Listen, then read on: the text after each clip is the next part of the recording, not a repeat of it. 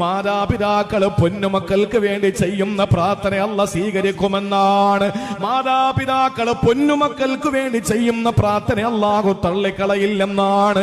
സഹോദരങ്ങളെ, ഏത് തങ്ങന്മാരോടും നമുക്ക് ദുആ വസിയത്ത് ചെയ്യാ, ഏത് ഉസ്താദുമാരോട് നമുക്ക് ദുആ കൊണ്ട് വസിയത്ത് ചെയ്യാ.